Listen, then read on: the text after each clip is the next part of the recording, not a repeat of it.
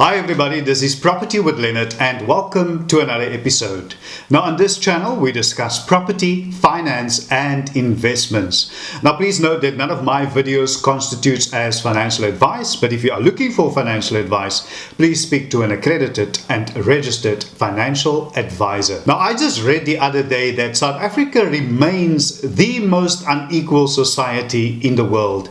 Now this is the unfortunate and very sad reality. The large majority of South Africans still aspire to own their own home because they want to have a piece of land that they can call theirs and an asset that will appreciate and provide them with a cornerstone to of course financial security.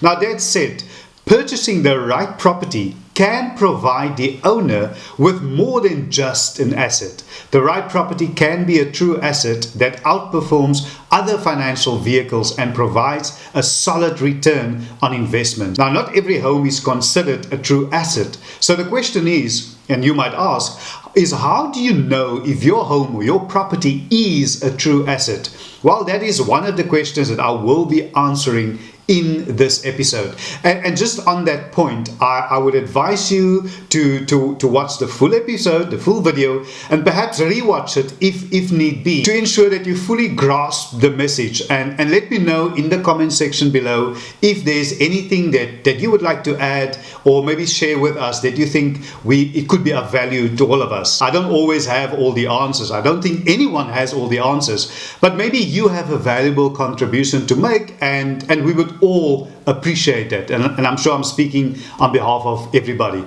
So don't be shy, and remember while you're at it to please subscribe to my channel, to like the video if you really do like it, and of course share it with those that you think would be able to benefit from the contents of this video and of course the channel as a whole. So back to the point. To determine whether a home or property is a true asset, one needs to first define what exactly a true asset is. Now, the dictionary defines the word asset as any item of economic value that is owned by either an individual or a corporation, which can be converted to cash. Now, this definition, although it provides an explanation of the word, it does not give a clear definition of a true asset. If you understand what I'm saying, it's not just the figure that appears on the bottom line of the balance sheet. It's much more than that.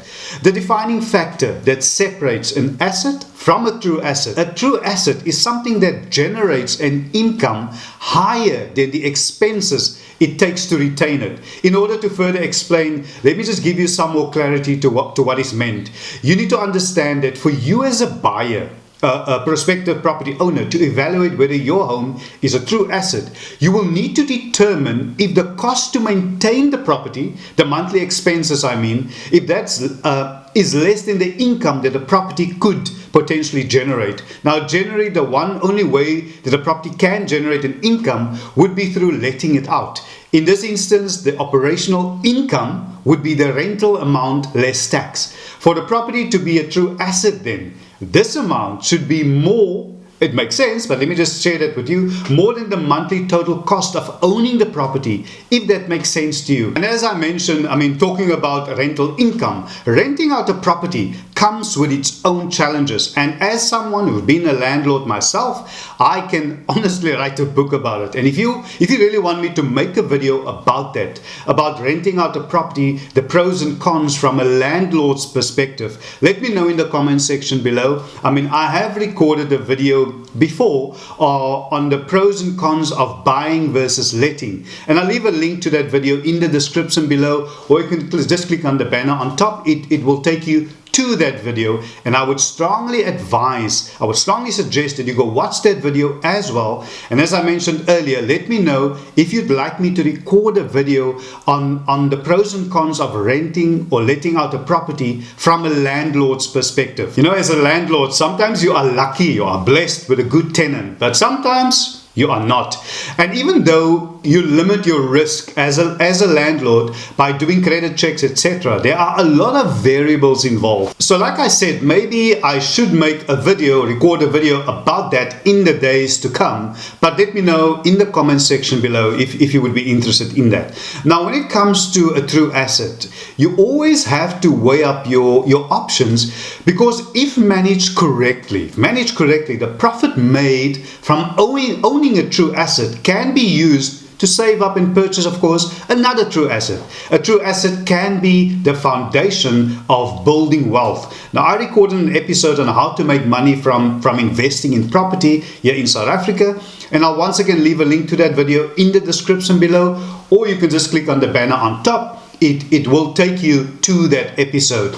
I would once again advise you to go watch that episode as well in conjunction with this one. It will just put things into perspective for you and give you a very good overview of what I'm sharing with you. You know, a vital element for you as the property investor is to make your money, very importantly, when you purchase the property and not when you sell it. Much of the potential return on investment is determined when you as the buyer purchase the home or the property, and that's why it is so important, it's so imperative to always purchase a property that represents good value. Now, you've got to do your homework. I mean, if you as the buyer are able to purchase a home that offers good value for money, you will already be ahead of the curve and won't have to wait for a boom in the market to see real appreciation on your property's value, on your asset. And the profit made from owning a true asset can be used, as I mentioned, to save up, to purchase another true asset. As mentioned before, a true asset can be the foundation of building wealth. But then again, you might not be in a position to own multiple properties. You bought your home as your primary residence because under the circumstances where you are right now, that's where you're at. That's what you can afford for now. You might be wondering then if a primary residence can be classified as a true asset as well. Well, seeing that a primary residence, will not generate an income, and therefore there are maintenance costs and running expenses to keep it up. However, it can be a good asset that benefits from capital appreciation, of course, over the long term. As long as you understand that property, this is a long-term investment. Hence, a home's value may not see substantial growth over the short or medium term, but over the long term, it should outperform most investment classes. And that is why it is so important to purchase a home at fair market value. And other important elements, things like the location, the proximity to amenities, which includes, but are not limited to, good schools, main access routes. What else is there? Medical facilities, shopping centers, etc. All these will help you, providing you with a solid return on the investment, and that's what it's all about. Another important piece of advice that I can share with you is to build up a good relationship with a trusted real estate agent who specializes in the area that you are interested in.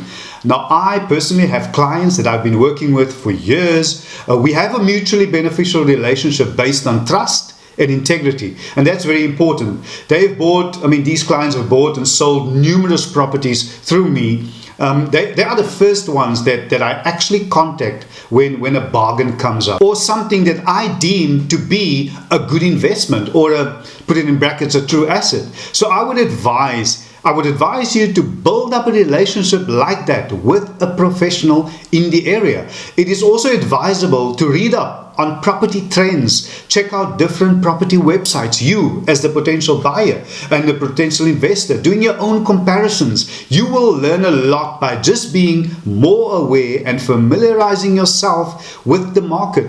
And if you still don't know where to start, what to do, where to go, well, just go watch some of my videos. I've shared so much, and I'm sure that you will most definitely find value in my videos. One thing is for sure, you won't be a novice after watching my videos. I'll leave a link to my playlist in the description below, or you can just once again click on the banner on top. It will take you to the playlist and the full playlist of all my videos. And I'm sure when you watch all of them, I mean, you will definitely learn a lot. And I think the bottom line is there is no excuse for ignorance. Definitely not in this day and age. Well, that's it for me, everybody, for this episode. Thank you so much for once again joining me on today's episode. If this episode was of value to you, can I kindly ask you, if you haven't, to please subscribe to my channel, to like this video, to share it, and leave me a comment in the comment section below. Thank you so much. I'll see you soon. Stay blessed.